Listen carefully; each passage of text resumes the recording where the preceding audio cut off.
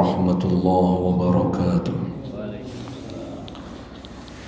الحمد لله حمدا كثيرا طيبا مباركا فيه كما يحب ربنا ويرضى، وأشهد أن لا إله إلا الله وحده لا شريك له، وأشهد أن محمدا عبده ورسوله. يا أيها الذين آمنوا اتقوا الله حق تقاته ولا تموتن إلا وأنتم مسلمون. أما بعد فإن أصدق الحديث كتاب الله، وخير الهدي هدي محمد صلى الله عليه وسلم، وشر الأمور محدثاتها، وكل محدثة بدعة، وكل بدعة ضلالة، وكل ضلالة في النار، أو كما قال رسول الله صلى الله عليه وسلم. Yang kami hormati dan kami muliakan segenap DKM Masjid Baitur Rahim, dan juga yang kami hormati dan kami muliakan para jamaah salat subuh Masjid Baitur Rahim, rahimani wa rahimakumullah.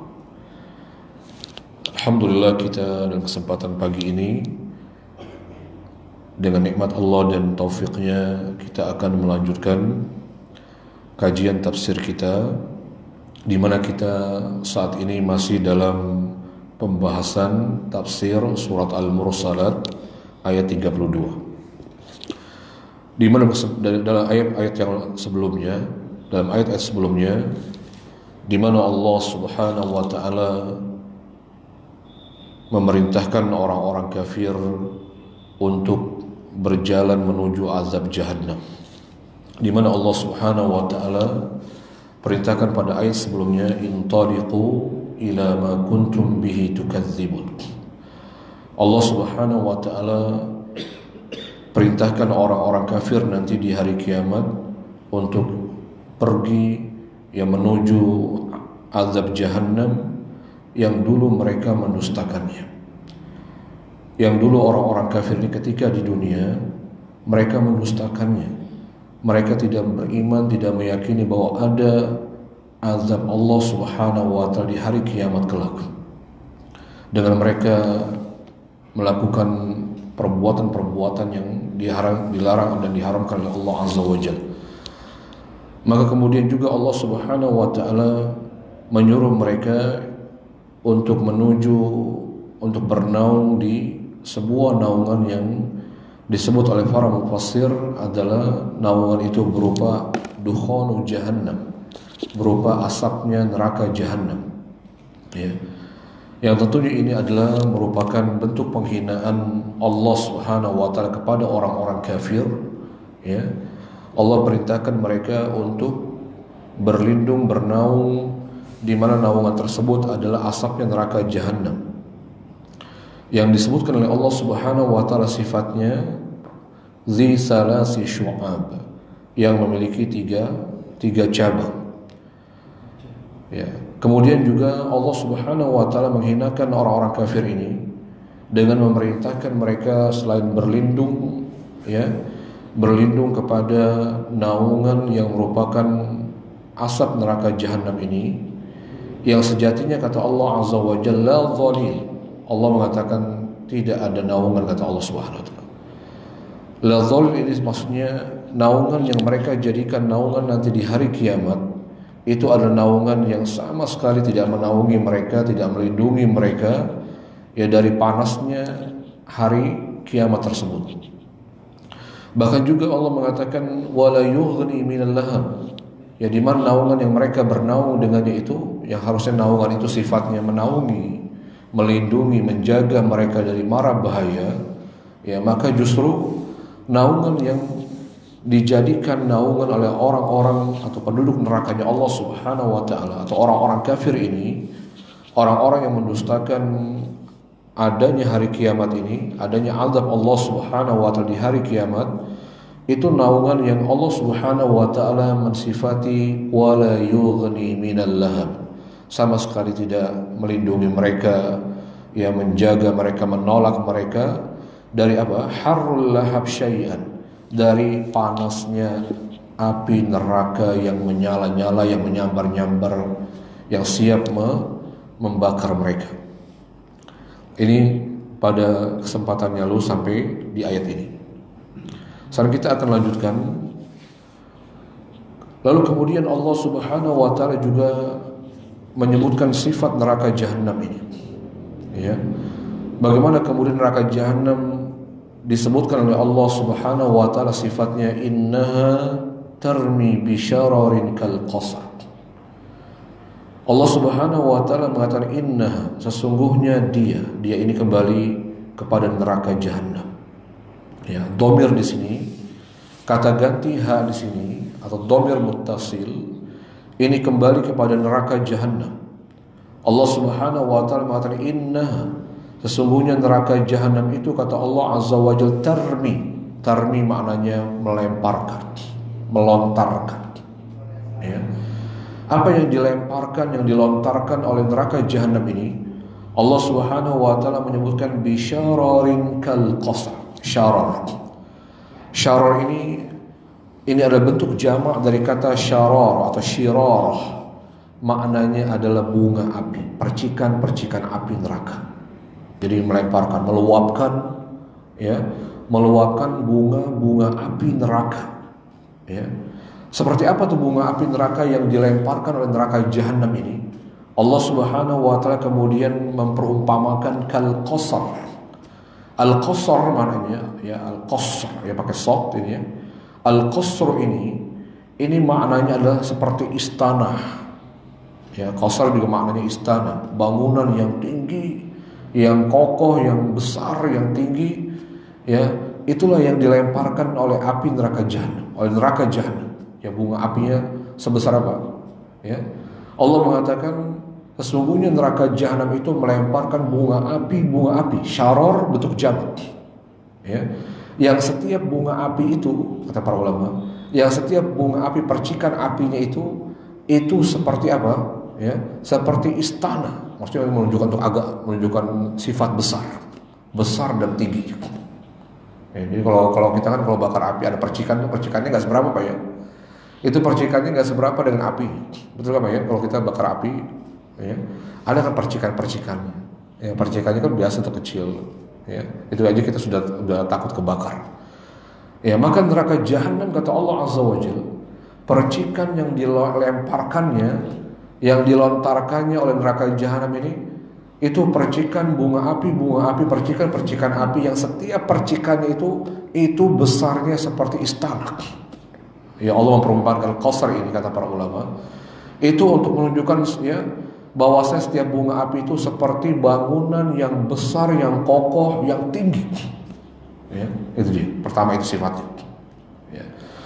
Kemudian Allah Subhanahu wa taala juga memperumpamakan bunga api yang dilemparkan oleh neraka jahanam atau percikan neraka api tersebut, ka'annahu jimalatun sufr. Ka'annahu, seolah-olah, kata Allah Azza wa Jalla. Ini juga sebuah perumpamaan. Ya, ka'annahu, seolah-olah ya istana-istana tadi, percikan-percikan api yang berupa atau seperti bangunan-bangunan istana tadi itu, yang tinggi, yang besar, yang kokoh ini, itu Allah Subhanahu wa taala kembali memperumpamakan jimalatun sufr. Ya, bagaikan onta-onta. Jimalat itu maknanya onta-onta. Ya. Onta-onta yang saling beriringan, ya, satu dengan yang lainnya, sufrun, yang berwarna hitam ke kuning-kuningan. Kan kalau api kan kobaran api gitu Pak ya. Kobaran api warnanya agak hitam dan ke kuning-kuningan. Nah, itu sifatnya apinya neraka jahanam, percikannya. Ya. Jadi seperti onta yang beriringan siap ya menyambar. Gitu ya Pak maksudnya. Jadi percikan neraka jahanam itu. Pertama, Allah Subhanahu wa taala mensifati seperti istana. Ya, ada yang mengatakan, para upasar mengatakan seperti benteng-benteng yang kokoh, yang tinggi, yang kuat. Kemudian sifatnya seakan-akan dia onta-onta yang saling beriringan, ya, yang berwarna hitam ke kuning-kuningan. Ya, sufur itu maknanya hitam ke kuning-kuningan. Jimalatun sufur. Ya, itu yang digambarkan oleh Allah Subhanahu wa taala untuk menunjukkan kengerian ya bunga apinya neraka jahanam. Ya, Allah menyebutkan ya seperti itu perumpamaannya. Lalu Allah Subhanahu wa taala mengatakan kembali wailul yauma idzil lil mukadzibin. Allah kembali kemudian mengingatkan celaka kata Allah. Ya. Wail kata Allah Azza wa Jalla. Halakun wa azabun syadid. Yaumal qiyamah lil mukadzibina biwa'idillah. Allah kembali ya mengancam, memperingatkan wail kata Allah. Apa itu wail? Halakun wa azabun syadid. Sungguh binasa ya. Celaka, binasa, azab yang pedih yang akan ditimpakan oleh Allah di hari kiamat lil mukadzibin, bagi orang-orang yang mendustakan ancaman Allah Azza wa Jalla ya. Bagi orang-orang yang mendustakan, tidak percaya, tidak yakin bahwa ada ancaman Allah Subhanahu wa taala. Ya. Allah Subhanahu wa taala ancamannya itu hak. Bahwa ancaman Allah Subhanahu wa taala pasti akan terjadi dan ditimpakan oleh hambanya kepada hambanya. Ini jawaban Allah Subhanahu wa taala. Kemudian Allah Subhanahu wa taala berfirman setelah itu, hadza yaumu la yantiqun. Allah Subhanahu wa taala kemudian mengatakan, hadza yaumu la yantiqun. Ini adalah hari kata Allah Subhanahu wa taala, maknanya ini yaumu adalah hari. Hadza yaum, ya hari ini kata Allah Subhanahu wa taala, ini hari kata Allah Subhanahu wa taala, maksudnya hari kiamat ya, la yantiqun, mereka tidak bisa berbicara ya. Apa maksudnya? Siapa yang dimaksud oleh Allah Azza wa Jalla? Pada hari kiamat itu ada orang-orang yang tidak bisa berbicara, dikunci oleh Allah mulutnya ya. Allah Subhanahu wa taala yang dijelaskan oleh para mufassir, yang dimaksud pada hari kiamat ada orang-orang yang tidak bisa berbicara. Itu maksudnya la yantiqu fihil mukadzibuna bikalamin yanfa'uhum. Di mana maksudnya orang-orang yang tidak bisa bicara di sini adalah para pendusta, orang-orang yang mendustakan agama Allah Subhanahu wa taala, mendustakan adanya ancaman Allah di hari kiamat nanti, adanya azab Allah Subhanahu wa taala.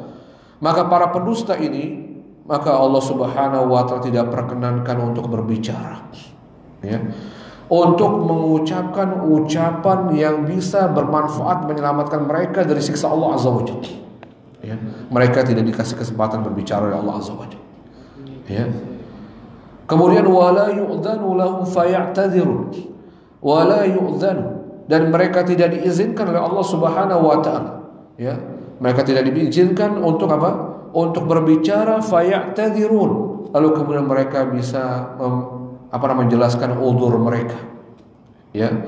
Jadi orang-orang kafir ini, maka pada hari kiamat ini dia tidak diperkenankan oleh Allah, tidak diizinkan oleh Allah Subhanahu wa taala, diberikan kesempatan untuk berbicara, untuk menyampaikan uzurnya di hadapan Allah Azza wa Jalla. Tidak dikasih uzur lagi sama Allah ya.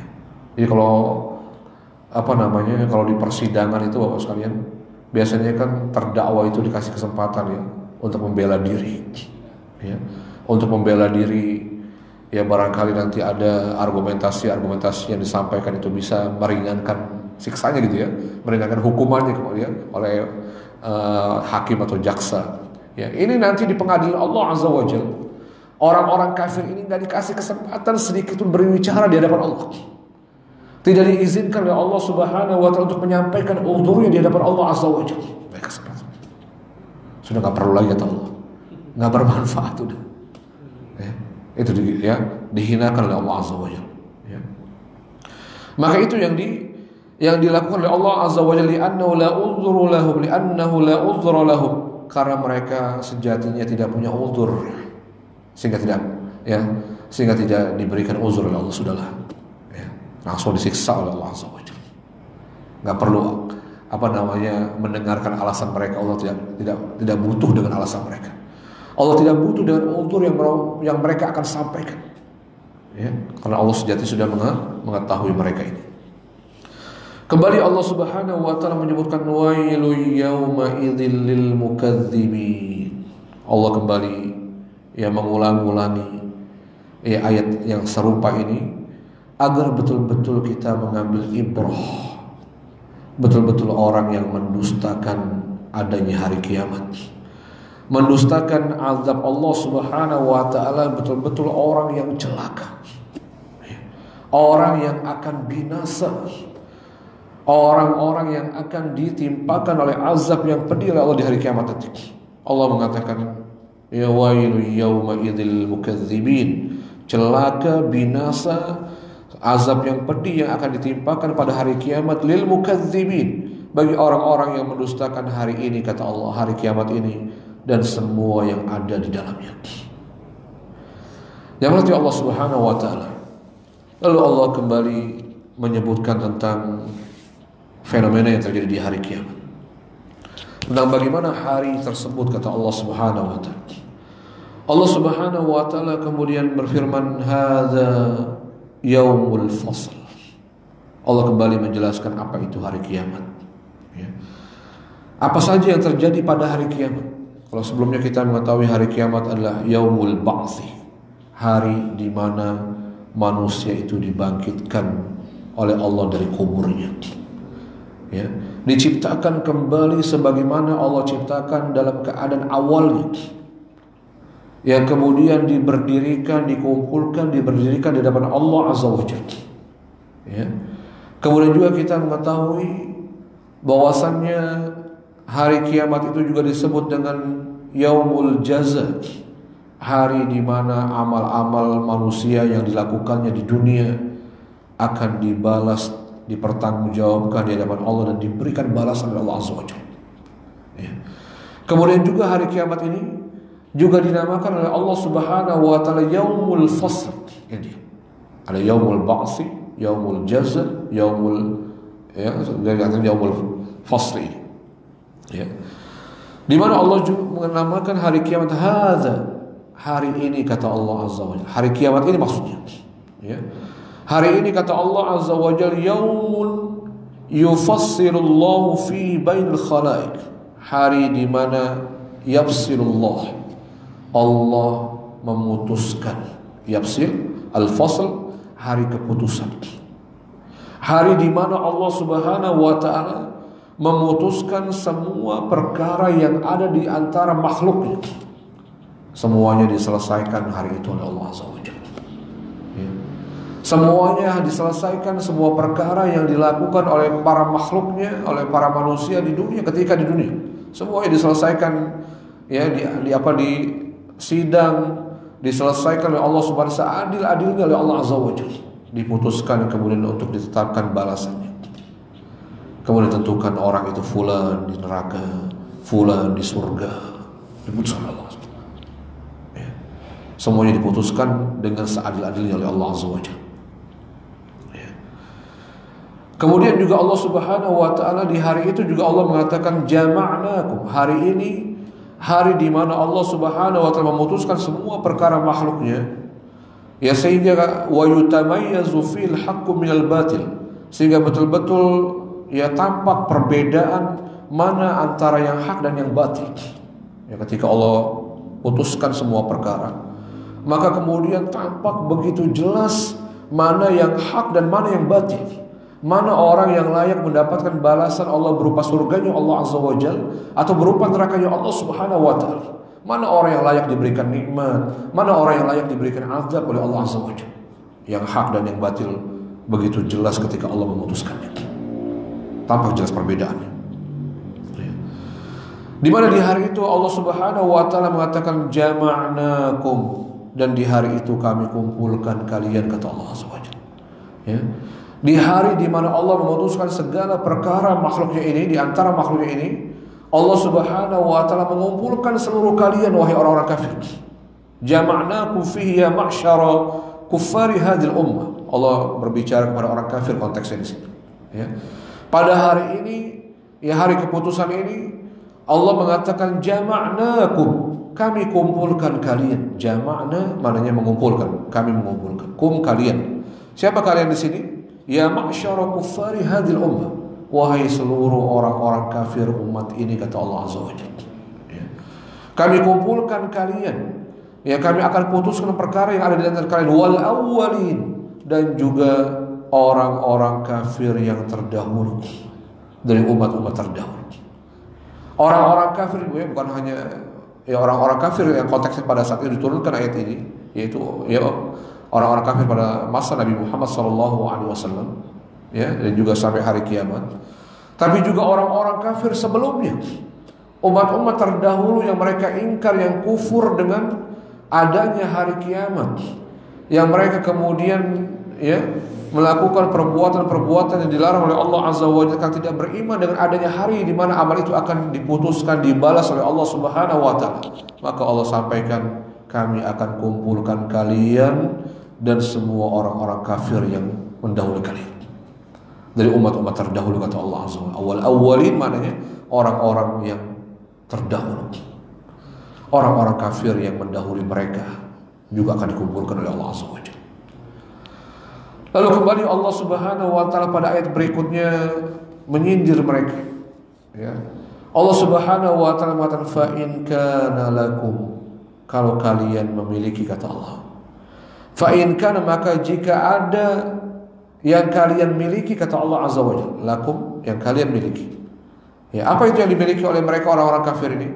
Kaidun, tipu muslihat.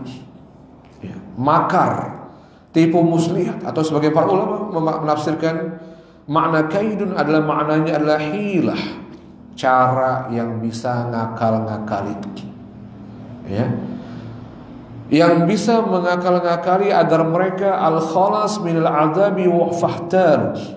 Kalau seandainya, kata Allah Subhanahu wa taala, kalian ini, kata Allah, kalian memiliki tipu daya, memiliki cara yang bisa mengakal-ngakali agar kalian selamat dari azab Allah Subhanahu wa taala, fakidun, kata Allah, silakan kalian lakukan, kata Allah. Silakan kalian lakukan tipu daya kalian itu, kata Allah Azza wa Jalla. Silakan kalian perbuat tipu muslihat kalian, perbuatan terhadapku, kata Allah Subhanahu wa taala. Masya Allah, tantang. Ya. Mungkin barangkali mereka masih merasa mampu, hebat, seperti sebagaimana mereka sombong di dunia. Barangkali masih ada tersisa kesombongan orang kafir nanti di hari akhir nanti, ya, sehingga Allah Subhanahu wa taala ya hinakan mereka ini. Ya, Allah Subhanahu wa taala tantangan ini menunjukkan kehinaan, karena nggak mungkin mereka punya kekuatan saat itu. Ya, orang dalam keadaan saat lemah, ya, kemudian kita katakan, ayo kalau berani sama anak, dia kan betul menghinakan, ya. Udah lemah kita tantang lagi, ditantang. Itu sebuah penghinaan, kata para ulama. Ini sebuah kehinaan bagi orang kafir yang diperbuat oleh Allah kepada mereka. Ya, yang Allah pasti tahu bahwasanya mereka tidak punya tipu muslihat. Mereka nggak punya tipu daya lagi. Mereka nggak punya cara dan kekuatan lagi untuk bisa menyelamatkan diri dari azab Allah Azza wa Jalla. Tapi Allah katakan, fa in kana lakum kaid. Kalau kamu masih punya tipu daya, kata Allah Azza wa Jalla, kalau kamu masih punya cara untuk menyelamatkan dari siksaku, kata Allah Azza wa Jalla, fakidun, silakan kerjakan, kata Allah. Silakan perbuat, kata Allah Azza wa Jalla. Silakan kamu perbuat tipu daya, kamu keluarkan, kata Allah Azza wa Jalla, biar engkau selamat dari azab, kata Allah Azza wa Jalla. Masya Allah. Ya.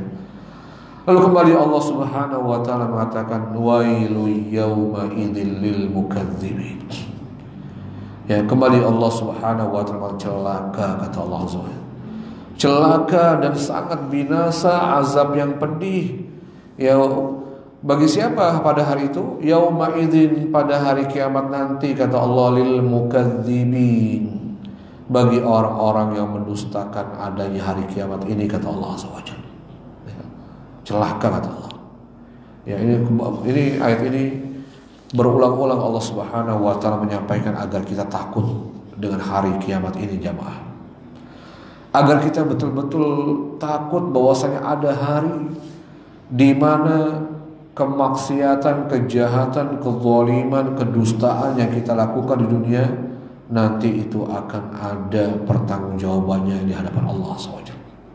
Akan ada konsekuensinya.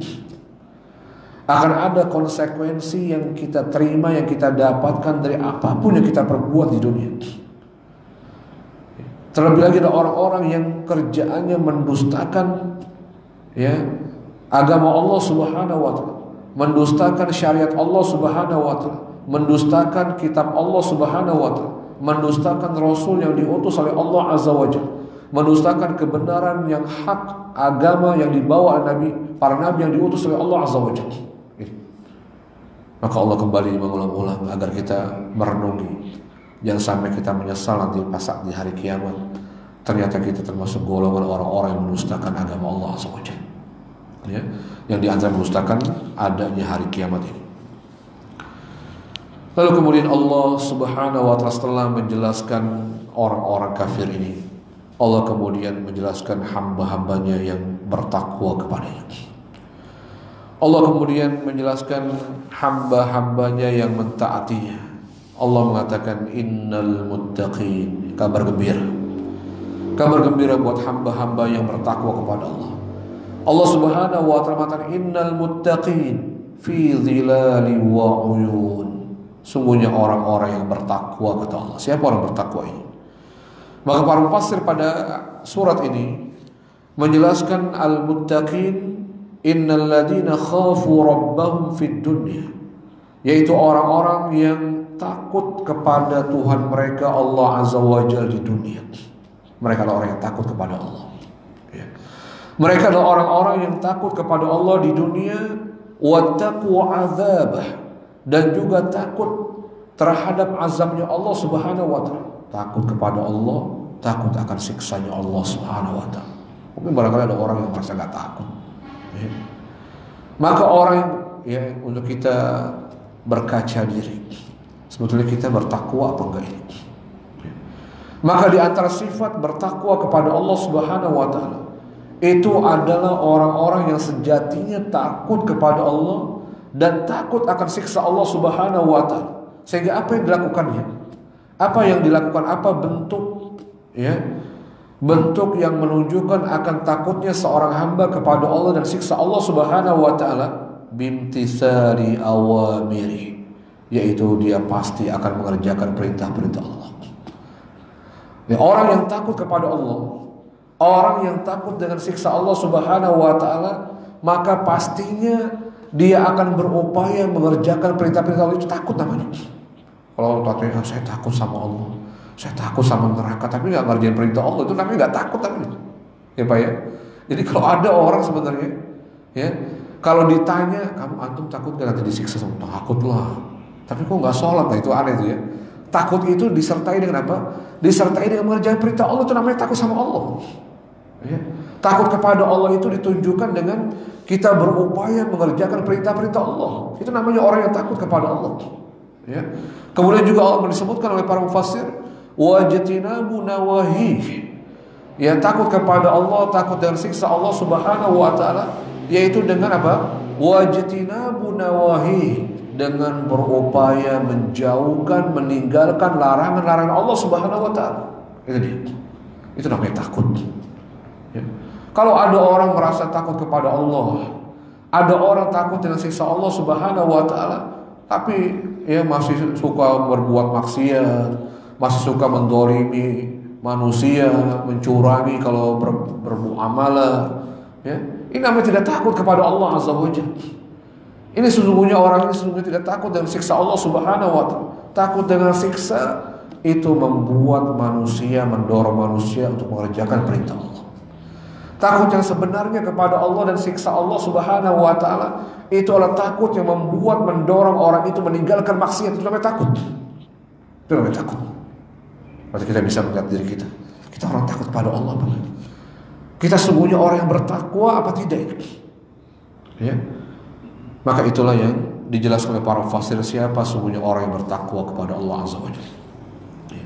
Maka orang-orang yang bertakwa ini Allah Subhanahu wa taala menegaskan, memastikan innal muttaqin, sungguh kata Allah. Inna ini adalah harfu taukid yang maknanya sebagai penegasan, kepastian dan keniscayaan. Sungguh orang-orang yang takut kepada Allah dan azabnya, dengan mengerjakan perintah-perintahnya dan meninggalkan, menjauhkan larangan-larangannya. Di mana nanti mereka akan ditempatkan oleh Allah? Fi dhilali wa uyun. Zilal itu maknanya adalah naungan-naungan pada asalnya. Sebagaimana tadi Allah menyebutkan tentang naungannya orang kafir. Kalau orang-orang kafir juga punya naungan, yang mereka berlindung di dalam naungan itu ternyata bukan naungan, ya. Karena sejatinya naungan yang mereka berlindung, orang-orang kafir berlindung dengannya ini, itu adalah asap neraka jahanam yang tadi kita katakan. Yang ternyata itu adalah asap neraka jahanam yang sama sekali tidak melindungi mereka dari panasnya neraka. Ya, yang sama sekali tidak menjaga dan menjadi tameng bagi mereka dari siksanya Allah Subhanahu wa taala. Tapi orang yang bertakwa kepada Allah juga punya naungan. Diberikan naungan oleh Allah Azza wa Jalla. Mereka ya ditempatkan oleh Allah fi dhilal, kata Allah. Fi dhilal, ya. Di mana itu? Maksudnya dhilal ini, naungan itu fi dhilalil ashjar al-warifah. Mereka itu nanti akan berada dalam naungan Allah berupa pohon-pohon yang teduh, yang membuat mereka teduh, nyaman, mereka berlindung di bawahnya. Ya, disebutkan oleh para mufassir, dhilal itu berupa ashjar, berupa pohon-pohon yang teduh yang membuat mereka terlindungi, merasa nyaman, terjaga, ya, dari panasnya neraka atau hari kiamat nanti. Ya. Kemudian juga Allah menyebutkan wa'uyun. Mereka juga berada wa'uyun. Uyun ini adalah jamak dari ain, ya. Ain di sini adalah mata air. Allah Subhanahu wa taala mengatakan wa'uyunil ma'il jariyah, yaitu mereka berada di mata air surga al-jariyah yang mengalir saat itu di hari kiamat dalam surganya Allah Subhanahu wa taala. Masya Allah, ini menunjukkan di antara sifat-sifat surga itu ya berupa kebun-kebun, pohon-pohonan yang rindang, ya, yang menaungi mereka, yang buat mereka teduh, mereka nyaman, ya. Kemudian juga di situ ada mata air yang mengalir di bawah surga itu. Ya. Kan di dunia aja kita senang Pak ya melihat kalau kita mau healing itu senang ke tempat-tempat yang ada sungainya, ada mata airnya, ada air-air yang mengalir, ada pohon-pohon yang rindang. Itu suatu fitrah manusia.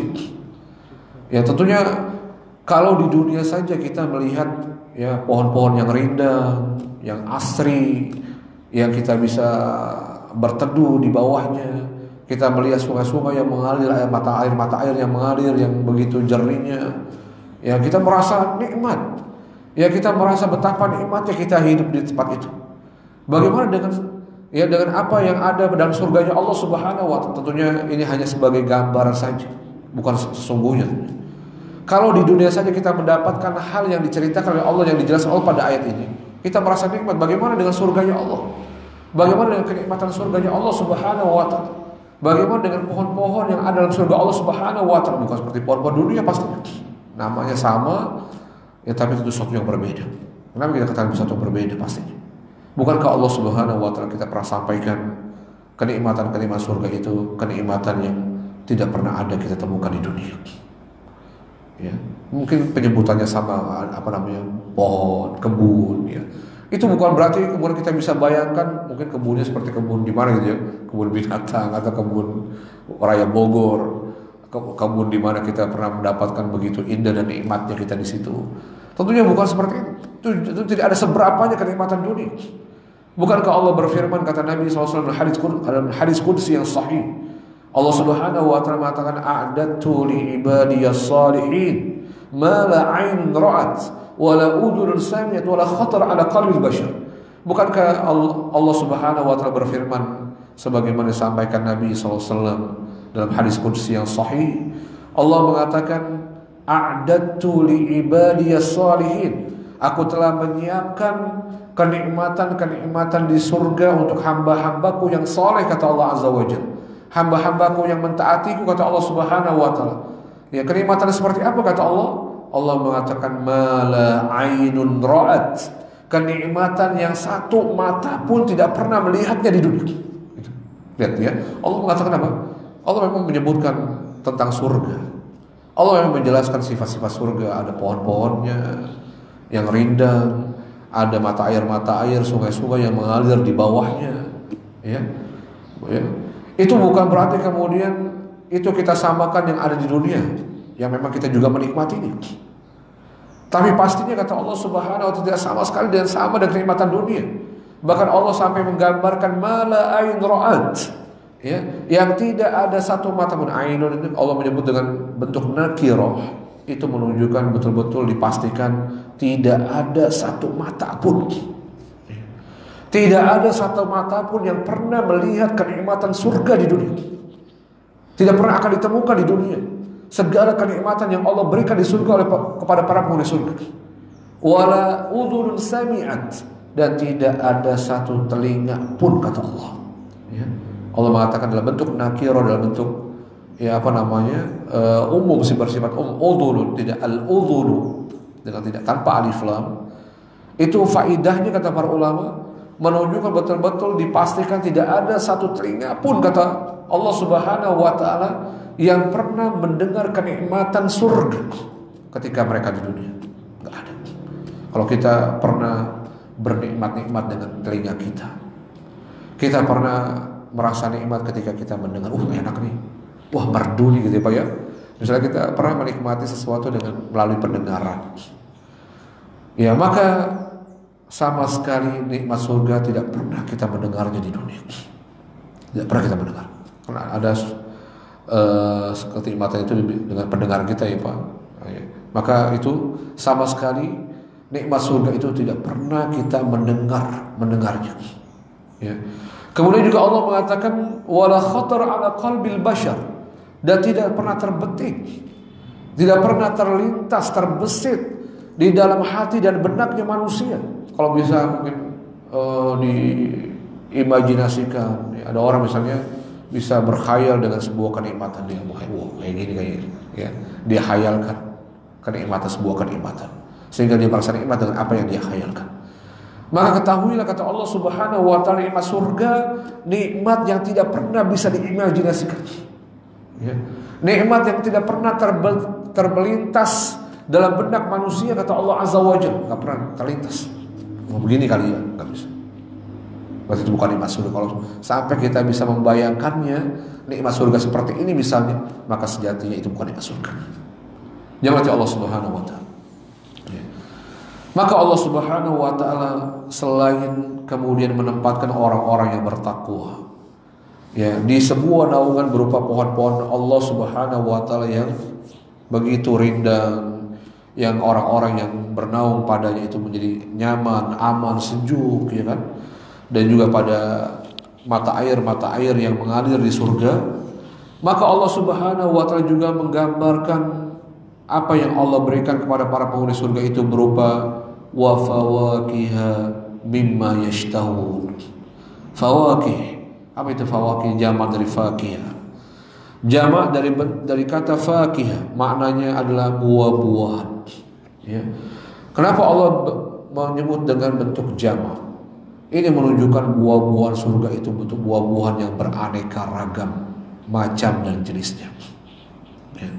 Wa fawakih, yaitu buah-buahan surga, kata Allah Subhanahu wa taala, yang begitu banyaknya. Ya, yang begitu banyaknya jenis, ya, rasanya, ya, lihat ya, di dunia saja Bapak sekalian, Allah buat satu jenis buah-buahan itu dengan beraneka ragam rasanya. Bahkan bentuknya kurma, ya. Kurma itu kan bentuknya banyak Pak ya, ternyata ya. Kalau mungkin Bapak sekalian pernah ke pasar kurma, ya, itu kurma itu bukan satu bentuk Pak ya, bentuknya macam, ada kecil, ada gede, ada lonjong, ada bulat, ya kan. Dan masing-masing yang namanya kurma itu dengan bentuknya yang berbeda-beda itu punya rasa yang berbeda-beda tuh. Ya. Itu dunia. Gimana surga? Itu baru satu jenis namanya ya, kurma. Belum nanti mangga. Mangga ada berapa mangga? Ada mangga harum manis, ada mangga apa tuh ya, gepok, macam-macam tuh ya. Dan dengan rasa yang berbeda-beda.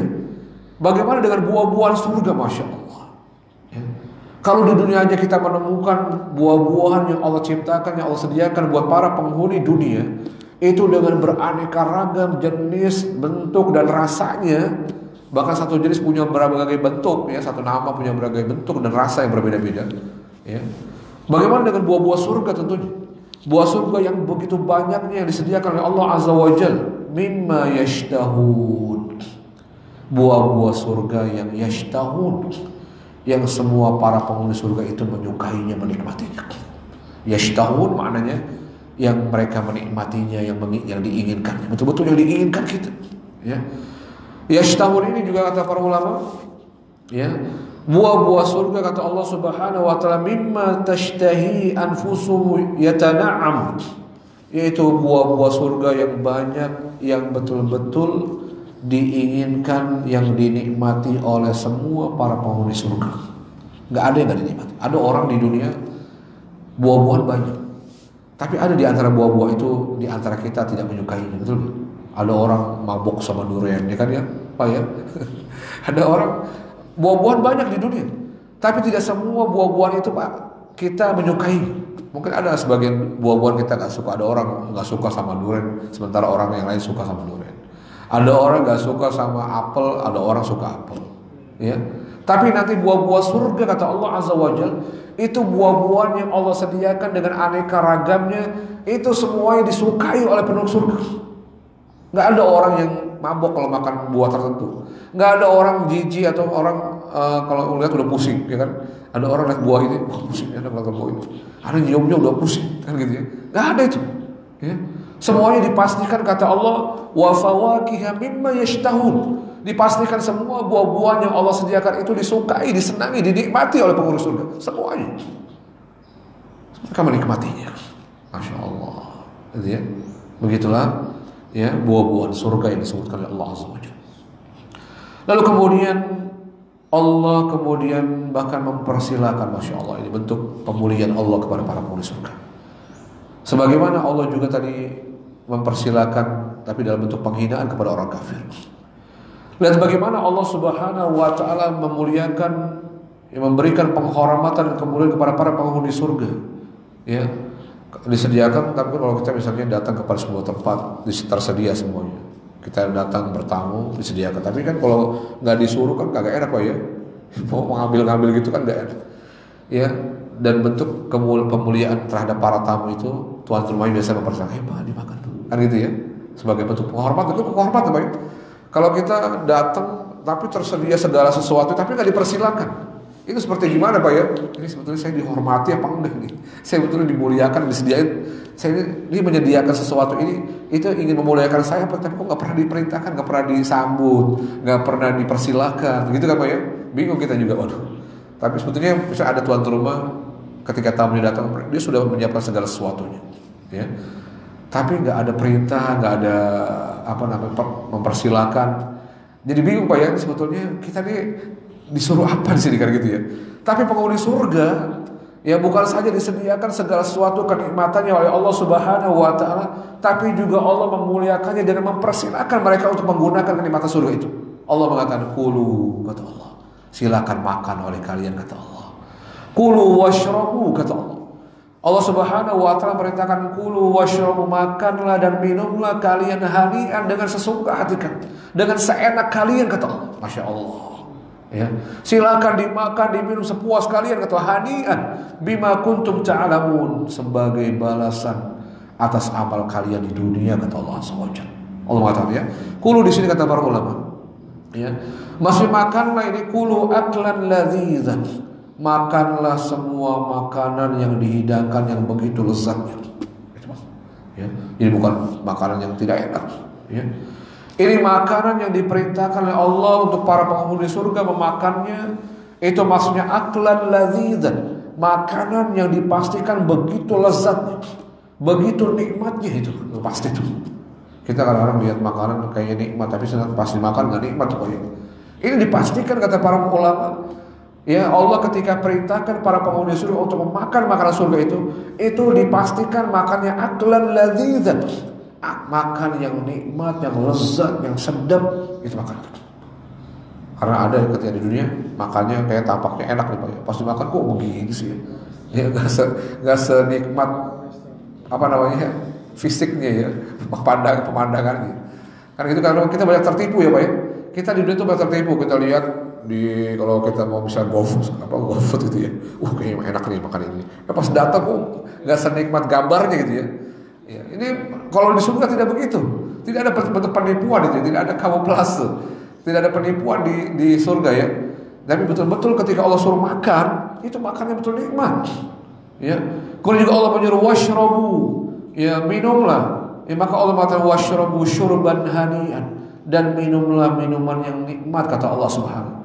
Ini minuman yang betul-betul lezat, nikmat yang kau rasakan kata Allah Subhanahu wa taala. Masya Allah. Ya, makan yang lezat, minuman yang nikmat yang diberikan Allah Subhanahu wa taala. Allah Subhanahu wa taala mengatakan bima kuntum ta'malun. Ya, Allah mempersilakan para penghuni surga untuk makan dan minum dengan makanan minuman yang lezat yang nikmat ini. Allah mengatakan bima kuntum ta'lamun, bisa babi ma qaddamtum fid dunya min shalih amal. Ini karena sebab kata Allah. Ini ada sebab sebagai balasan sebab ya amal-amal soleh yang kalian kerjakan di dunia kata Allah. Bima kuntum ta'lamun. Ini sebab perbuatan-perbuatan kalian ketika di dunia kata Allah, yaitu amal-amal soleh tentunya. Tentunya yang dimaksud perbuatan-perbuatan yang dilakukan itu adalah amal-amal soleh yang mereka dulu kerjakan di dunia, yang mereka mau bercapek-capek, ya, mereka mau berkorban buat Allah Subhanahu wa taala itu ya. Itulah balasan. Al jaza min jinsil amal. Balasan itu ya senilai dengan amal yang kita keluarkan, amal yang kita upayakan ketika di dunia. Itulah balasan Allah. Ya, bahkan berlebih. Ya, bahkan kalau kita sadari bahwasanya balasan yang diberikan oleh Allah atas kenikmatan surga itu balasan yang sama sekali sebetulnya tidak setimpal dengan perbuatan kita. Bahkan Allah menambahkan balasan-balasan itu. Ya. Sejatinya Allah Subhanahu wa taala ketika memberikan balasan berupa kenikmatan atas perbuatan yang kita kerjakan di dunia itu tidak setimpal semuanya. Ya. Tidak sama dengan perbuatan yang kita upayakan ketika di dunia, tapi balasan itu berasal selalu bertambah dan ditambah oleh Allah SWT. Ya. Itu jamaah rahmat Allah Subhanahu wa taala. Ya. Sebagaimana kita pernah menyampaikan doa tentang hadis Nabi SAW tentang penghuni surga, di mana Nabi SAW mengatakan idza dakhala ahlul jannatil jannah. Ya. Nabi SAW pernah bersabda, apabila para penghuni surga telah masuk surga, ya, lalu kemudian mereka telah diberikan segala kenikmatan surga oleh Allah Subhanahu wa taala. Lalu Allah, kata Nabi SAW, Allah berfirman kepada para penghuni surga. Apa firman Allah? Ketika para penghuni surga telah masuk surga semuanya, kata Nabi SAW, dan telah mendapatkan balasan atas semua amal yang mereka perbuat di dunia dengan kenikmatan surga itu, maka Allah Subhanahu wa taala tidak berhenti memberikan nikmat itu. Allah Subhanahu wa taala kemudian menawarkan kepada para penghuni surga, aturiduna syai'an azidukum. Kata Allah Subhanahu wa taala, Allah berfirman, kata Nabi, aturiduna syai'an azidukum. Apakah kalian menginginkan sesuatu yang aku akan tambahkan kepada kalian nikmat surga yang telah aku berikan? Masya Allah. Lihat. Ini menunjukkan apa? Menunjukkan balasan Allah berupa nikmat surga atas amal-amal soleh yang dikerjakan oleh para penghuni surga itu. Itu balasan yang sejatinya tidak setimpal dengan perbuatan mereka, tidak. Karena Allah menambah dan menambahnya. Ditawarkan sama Allah. Aturiduna syai'an azidukum. Maukah kalian aku tambah, kata. Apa kalian menginginkan tambahan nikmat surga yang aku akan pasti tambahkan kepada kalian? Masya Allah. Lihat ya. Itu menunjukkan apa? Nikmat surga itu nikmat yang selalu ditambah oleh Allah Azza wa Jalla. Jawab Allah Subhanahu wa taala. Kemudian Allah Subhanahu wa taala menyebutkan pada ayat selanjutnya, inna kadzalika najzil muhsinin. Allah mengatakan inna, sesungguhnya kami, kadzalika, begitulah kami, ya. Inna kadzalika, sungguhnya demikianlah kami, kata Allah Subhanahu wa taala, najzi, kami membalas al-muhsinin, orang-orang yang berbuat baik, ya. Inna apa maknanya? Inna, sungguhnya kami, kata Allah Subhanahu wa taala, kadzalika, demikianlah, sungguhnya kami juga, kata Allah Subhanahu wa taala, najzi, kami membalas al-muhsinin, orang-orang yang berbuat baik. Apa maksudnya ini? Ya. Di mana Allah Subhanahu wa taala tadi ketika memberikan balasan berupa, ya, Allah memberikan naungan berupa pohon-pohon yang rindang, ya, yang menaungi mereka dengan nyaman, Lalu Allah Subhanahu wa taala tempatkan mereka di mata air surga yang begitu indahnya, yang mengalir begitu indahnya. Kemudian juga Allah berikan buah-buahan surga dan segala kenikmatan lainnya. Ya, maka Allah Subhanahu wa taala menyebutkan semua itu adalah inna kadzalika. Sungguhnya kami, begitulah kami memberikan balasan, kata Allah Azza wa Jalla. Ya. Sungguhnya kami dengan balasan yang seperti itu, kata Allah, yang begitu besarnya balasan itu, najzi, kami membalasnya kepada ahlul ihsan, kepada orang-orang yang berbuat baik, ya orang-orang yang berbuat baik, melakukan amal-amal soleh dan mentaati kami di dunia, kata Allah SWT. Ahlul muhsinin, orang yang berbuat baik, maksudnya orang-orang yang beramal soleh, mentaati Allah ketika di dunia. Ya. Demikianlah kata Allah, kami sesungguhnya memberikan balasan kepada siapa? Al-muhsinin. Al-muhsin adalah orang-orang yang ketika dunia mereka berbuat baik, beramal soleh, mengerjakan perintah Allah, meninggalkan dilarang oleh Allah Subhanahu wa taala, mentaati Allah dan Rasulnya. Itulah balasannya, kata Allah. Begitulah kami akan memberikan balasan yang besar, kata Allah Azza wa Jalla. Kembali Allah Subhanahu wa taala mengulangi firman-Nya, wailul yauma idzil lil mukadzibin. Kalau begitu celaka, kata Allah, binasa, azab yang pedih pada hari kiamat bagi orang-orang yang mendustakan balasan Allah Azza wa Jalla. Ya. Jadi setiap pengulangan ini itu berkaitan dengan ayat-ayat sebelumnya. Misalnya kalau tadi tentang balasan, ya, Allah Subhanahu wa taala membalas orang-orang yang mentaati Allah dengan kenikmatan-kenikmatan surga. Maka celaka orang yang mendustakan nikmat itu. Maka celaka kalau ada orang yang mendustakan adanya balasan surga. Itu maksudnya. Dan orang-orang kafir, mereka adalah orang-orang yang mendustakan Allah. Mana ada itu nikmat surga, mana ada amal kita akan dibalas, dipertanggungjawabkan. Ya, bukankah dunia itu ya, ketika orang itu mati sudah selesai segala-galanya. Kematian itu akhir segala-galanya menurut mereka. Orang-orang kafir meyakini bahwasanya kematian itu adalah akhir dari segala-galanya. Nggak ada itu namanya kehidupan setelah itu. Itu orang kafir. Ya. Tapi orang-orang yang beriman adalah orang yang yakin, beriman bahwa ada hari di mana kita akan dibangkitkan, mempertanggungjawabkan seluruh amal kita. Ya, kita akan dihisab amal-amal yang kita kerjakan, akan diberikan balasan oleh Allah. Ada azab sebagai bentuk konsekuensi dari perbuatan maksiat yang dikerjakan di dunia. Ada nikmat Allah Subhanahu wa taala sebagai balasan bagi orang-orang yang mentaati Allah Subhanahu wa taala. Ada surganya Allah Subhanahu wa taala yang wajib diimani sebagai balasan Allah Subhanahu wa taala bagi hamba-hamba yang mentaati Allah. Maka celaka dan binasa azab yang pedih bagi orang-orang yang mengingkari adanya hari pembalasan tersebut. Adanya hari hisab, adanya nikmat, adanya azab Allah Subhanahu wa taala pada hari itu. Celaka buat mereka. Kalau Allah Subhanahu wa taala berfirman, dan ini konteksnya kepada orang-orang kafir, kulu, makanlah oleh kalian. Ya. Allah Subhanahu wa taala juga katakan ini kepada orang-orang kafir. Allah Subhanahu wa taala setelah itu mengatakan, ya, mengancam orang-orang kafir dengan mengatakan, kulu, makanlah min lazaidid dunia, dari kelezatan-kelezatan dunia. Silakan kalian makan. Silakan kalian puas-puaskan memakan makanan kelezatan dunia dengan cara yang haram, dengan cara kalian berbuat maksiat kepada Allah SWT. Silakan dimakan. Silakan puas-puas. Makanlah dengan puas, kata Allah SWT. Ini maksudnya menghinakan maksudnya ini, ya.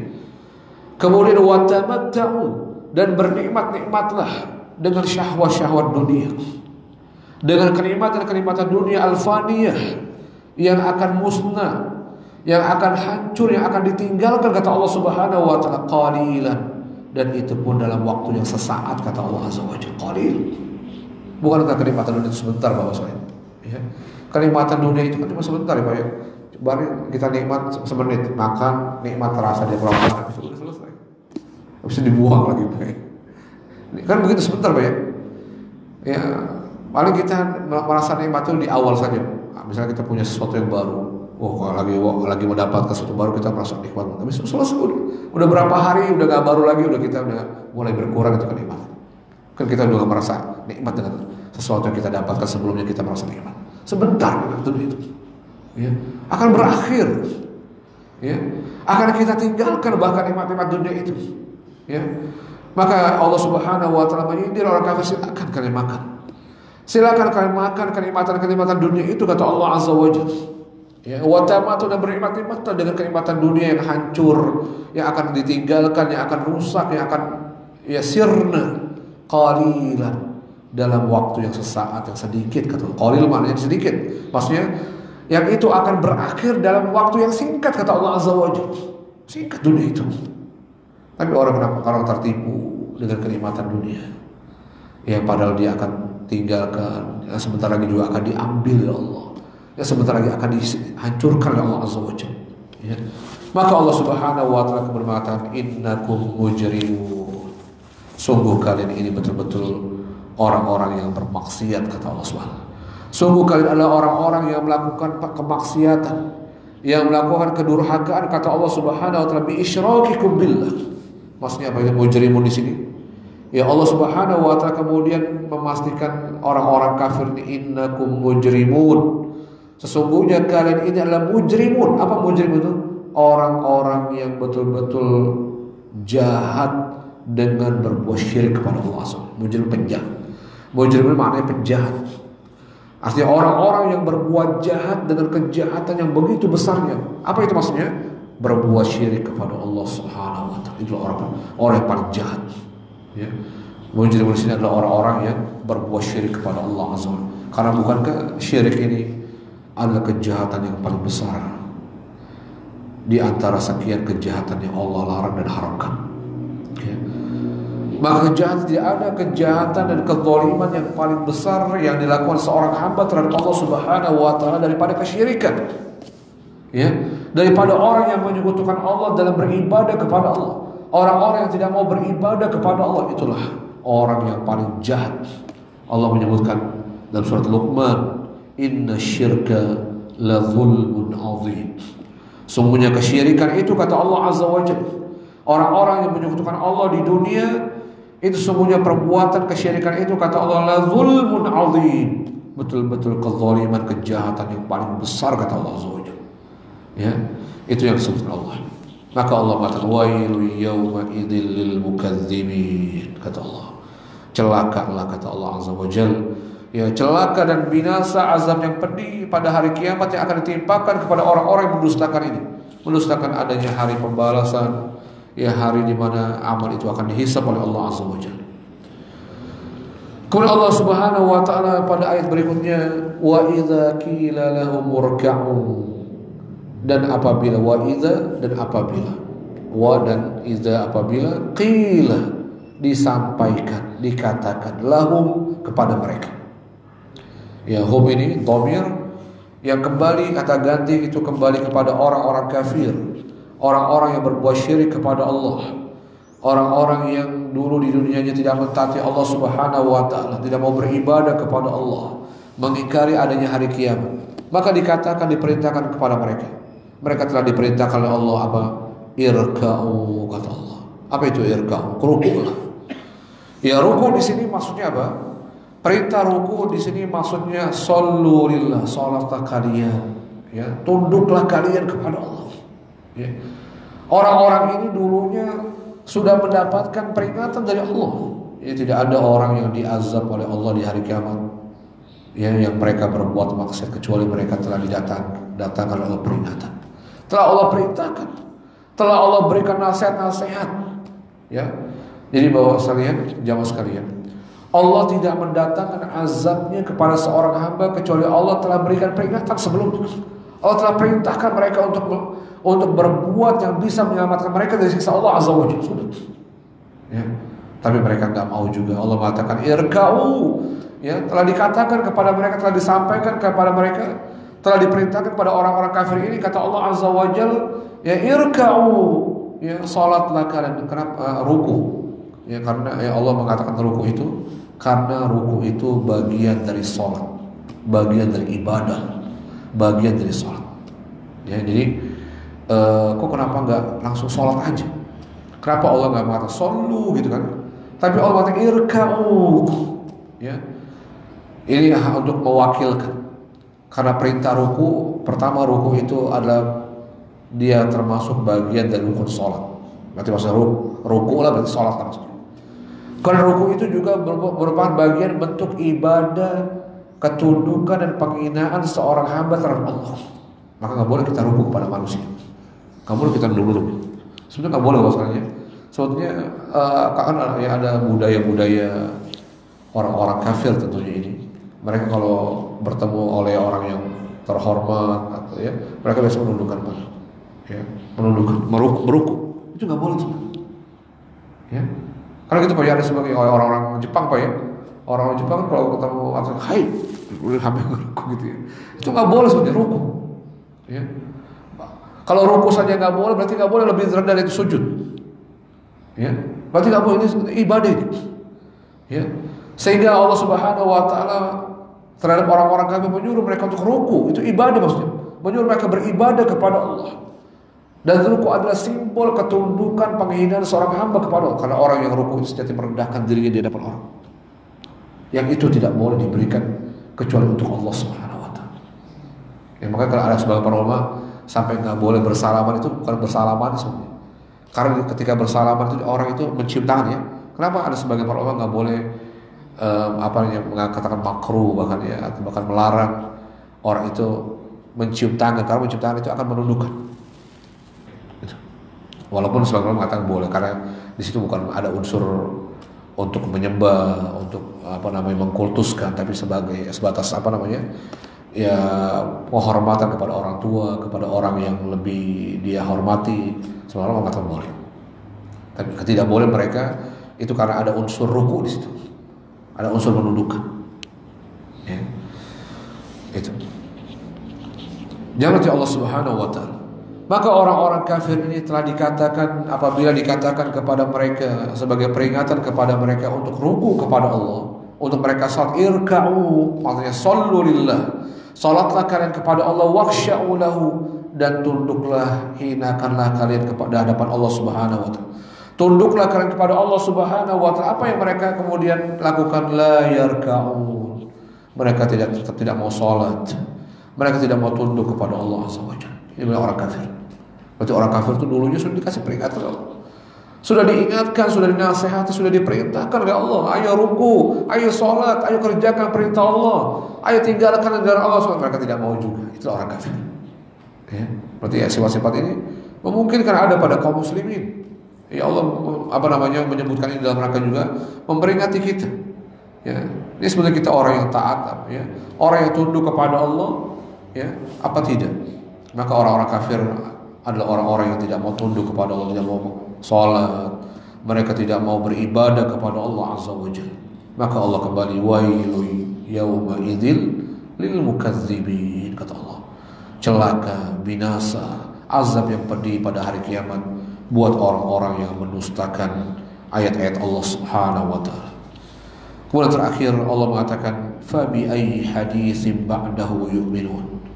Allah mengatakan fabi ayyi hadits, maka ya dengan Quran yang mana, kata Allah Azza wa Jalla. Ya, dengan Al-Quran, dengan ya illam yu'minu bihadzal, maksudnya fabi ayyi hadits pada asalnya maknanya dengan ucapan yang mana lagi. Ya, maksudnya illam yu'minu bihadzal Quran, kalau mereka juga tetap tidak mau beriman dengan Al-Quran ini, kata Allah Subhanahu wa Ta'ala, fabi ayyi hadits, maka dengan ucapan siapa lagi yang maka mau diimani?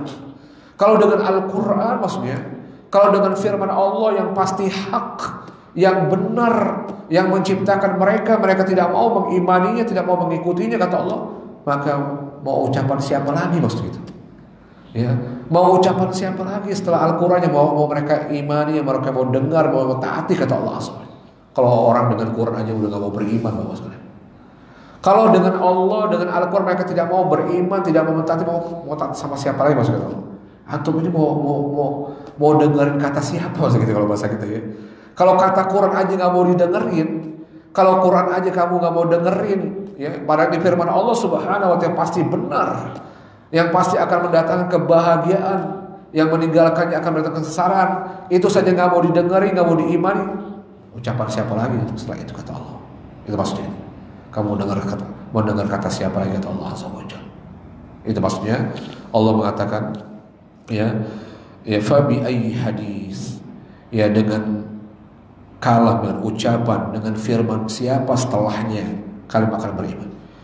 Para ulama mengatakan ya illam yu'minu bihadzal Qur'an fa bi ayyi kitabin wa kalamin ba'da yu'minu. Ya, kalau mereka tidak beriman dengan Al-Qur'an ini, ya, maka dengan kitab yang mana? Dengan ucapan yang mana setelah Al-Qur'an mereka akan mengimani, mereka akan beriman. Pada Al-Qur'an kata para mufassir, wa huwal mubayyin li kulli syai'. Pada Al-Qur'an itu mubayyin li kulli syai'. Dia betul-betul kalam Allah yang menjelaskan segala sesuatu. Semua dijelaskan dalam Al-Qur'an. Al-wadi fi hikami wa ahkami wa akhbari. Yang jelas hikmah-hikmah yang ada dalamnya, yang jelas dalam hikmah-hikmahnya, yang jelas hukum-hukumnya, yang jelas berita-beritanya, benar berita-beritanya dari Allah Subhanahu wa taala. Al-mu'jiz fi al-fadhi wa ma'anihi, yang betul-betul sebagai mukjizat, yang betul-betul mukjizat dalam lafaz-lafaznya dan makna-maknanya. Kalau itu pun mereka tidak beriman, mau yang mana lagi yang akan diimani oleh mereka itu? Ya, itu yang mengenai pada ayat terakhir. Ini saja yang saya sampaikan saat kali ini. Mudah-mudahan ya apa yang kita sampaikan, yang kita kaji dari tafsir surat Al-Mursalat di akhir surat Al-Mursalat ini menjadi ilmu yang bermanfaat buat kita dan menjadi nasihat yang menggugah kita untuk betul-betul yang meyakinkan dan membuat kita yakin dan beriman bahwa ada hari kiamat, hari di mana kita akan dibangkitkan oleh Allah Azza wa Jalla setelah kita dimatikan. Ya dari kubur kita akan dibangkitkan oleh Allah.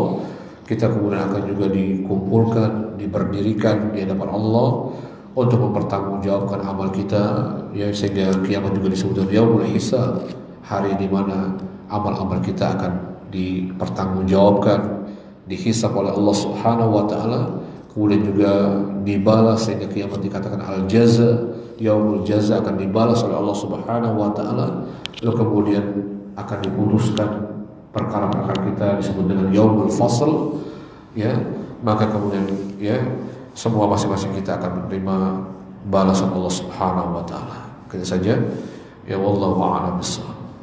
Enggak ada pertanyaan silakan. Ya.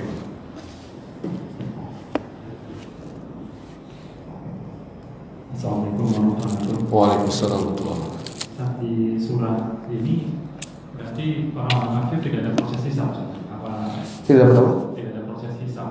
Ya, seperti orang Muslim atau mukmin. Dihisab, ada proses hisab. Tapi tidak satu-satu tadi. Gimana? Tidak perorangan seperti orang Muslim atau mukmin. Oh sama dihisab. Kenapa tidak ada di proses? Karena di sini kan dia bergerombol gitu. Sedangkan orang Muslim atau mukmin dia per satu orang gitu. Maksudnya ketika di mana ada keterangan bergerombol satu persatu di mana? Ya, saya pernah dengar juga di. Oh, dalam Al-Quran Allah mengatakan semuanya bergerombol. Semuanya ketika digiring ya oleh Allah Subhanahu wa taala ke surga apa ke neraka itu semuanya dalam bentuk bergerombol. Allah mengatakan wasiqal ladina kafaru ila jahannam. Dan ingatlah ketika orang-orang kafir itu digiring oleh Allah ke dalam neraka jahanam zumara, dalam berkelompok-kelompok. Jadi semua berkelompok, ya. Bergerombol-gerombol. Tapi hisabnya tetap satu persatu dihisab oleh Allah. Setiap kita dihisab. Tentunya kita tidak boleh membayangkan gimana tuh satu persatu, lama banget ya. Emang lama betul prosesnya, emang lama. Ya, tapi bukan berarti kemudian sulit bagi Allah Azza wa Jalla. Ya, jadi maksudnya tidak dibayangkan ya sulit banget berarti. Bukan segala sesuatu itu bagi Allah mudah ya kan. Semuanya bagi Allah inna dzalika 'alallahi yasir. Inna dzalika 'alallahi hayyin. Banyak Allah mengatakan sungguhnya semua itu bagi Allah. Semua yang kita anggap susah, yang kita anggap berat, sulit, itu bagi Allah kecil. Bagi Allah mudah. Ya tetap diproses semuanya. Dia menjalani proses. Ya. Allah menamakan dari ihsan berarti semuanya diproses. Ya, semua diproses. Kecuali memang ada hamba-hamba yang tidak dihisab, karena ada orang masuk surga tanpa hisab di sini. Sehingga ada Rasul pernah menyebutkan ada orang-orang yang masuk surga tanpa hisab. Betul ada. tanpa diproses oleh Allah SWT. Tapi pada asalnya, ya pada ketentuannya, ya sehingga kenapa hari kiamat dikatakan yaumul hisab, itu betul-betul semua kita akan dihisab oleh Allah. Ya, semua yang beriman, yang kafir dihisab oleh Allah. Ya, biar mereka tahu ini dihisab itu berarti kan diperhitungkan. Ini lo dulu kamu seperti ini. Sehingga mereka jelas, ya merasa yakin, ya bahwa saya kenapa mereka diceburkan neraka, ini perbuatan kalian membuat kalian itu dibalas dengan balasan itu. Tapi kalau nggak ada proses hisab nanti mereka nanti akan protes sama Allah, kok saya memang cebur-ceburkan dalam neraka itu, gitu ya, itu mesti. Tapi kalau membela diri maka tidak diberikan Allah. Yang tidak ada membela diri. Ya. Orang-orang kafir tidak diberikan kesempatan membela diri. Tadi Allah mengatakan, ya wala yu'dzanu lahum faya'tadzirun, kata Allah. Mereka tidak diizinkan oleh Allah untuk berbicara, ya, untuk mengungkapkan argumentasi orang sebagai pembela diri terhadap apa yang akan diberikan Allah kepada mereka. Ya Allah nggak kasih uzur. Ya. Mereka Allah tidak kasih kesempatan mereka berbicara untuk menyampaikan uzur mereka, menyampaikan alasan mereka. Ya. Itu yang nggak diberikan sama Allah. Tapi diperlihatkan di proses. Ini dulu antum berbuat syirik kepada Allah. Ini antum berzina. Ini dulu antum ya tidak sholat. Ini itu semua dihisab semua. Semua diproses. Cuma yang tidak diberikan oleh orang kafir itu Allah tidak berikan tidak berikan kesempatan untuk membela diri. Tidak kesempatan berhujjah di hadapan Allah Subhanahu wa taala.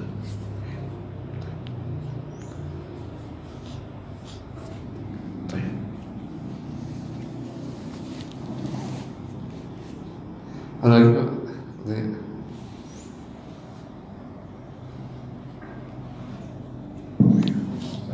Kalau bagaimana dengan orang-orang yang umat terdahulu, misalkan yang Indonesia kan ada prasejarah zaman batu, itu kan tidak mengenal apa gimana itu nanti di akhirnya masuk golongan mana?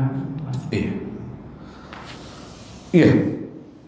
Yang bentuk keadaan Allah Subhanahu wa taala tentang orang-orang yang disebut oleh istilah para ulama adalah ahlul fatrah. Ya, ahlul fatrah itu orang-orang yang dihidupkan oleh Allah Subhanahu wa taala di masa kekosongan diutusnya para nabi dan rasul. Ada ya. Ini menjadi pembahasan para ulama. Ya. Bagaimana orang-orang seperti ini, orang yang tidak ada sampai dakwah, tidak ada rasul yang kepada mereka, ya, maka semua ini akan dikembalikan kepada Allah Subhanahu wa taala tentang hukum keputusannya. Ya. Jadi mereka nanti akan dikembalikan kepada Allah Subhanahu wa taala. Apakah mereka akan kemudian digolongkan sebagai penghuni surga atau neraka? Ini maka keputusannya Allah Subhanahu wa taala yang menentukan. Memang ya dia. Dan pada asalnya, ya, Allah Subhanahu wa taala juga menyebutkan orang-orang yang memang tidak sampai dakwah, ya tidak sampai mereka mendapatkan penjelasan tentang yang hak dan yang batil, tidak ada rasul diutus kepada mereka. Ya maka pada asalnya mereka adalah orang-orang yang artinya terlepas dari siksa Allah Azza wa Jalla. Ya Al-Fatrah ini ada yang mengatakan, ya kalau memang betul-betul dipastikan tidak sampai dakwah, tidak ada orang yang mendakwai mereka kepada yang hak, kepada agama Allah yang benar, ya maka sebagaimana Allah mengatakan Allah tidak akan mengazab, ya orang-orang yang tidak sampai dakwah kebenaran pada mereka. Ya mudah-mudahan mereka adalah orang-orang yang tidak diazab oleh Allah Azza wa Jalla, ya mendapatkan uzur dari Allah Subhanahu wa taala. Wallahu a'lam.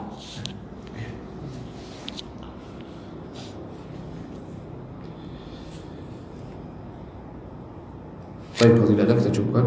Kita tutup dengan kafaraah majelis. Subhanakallahumma wa bihamdika asyhadu an la ilaha illa anta astaghfiruka wa atubu ilaik. Wassalamualaikum warahmatullahi wabarakatuh.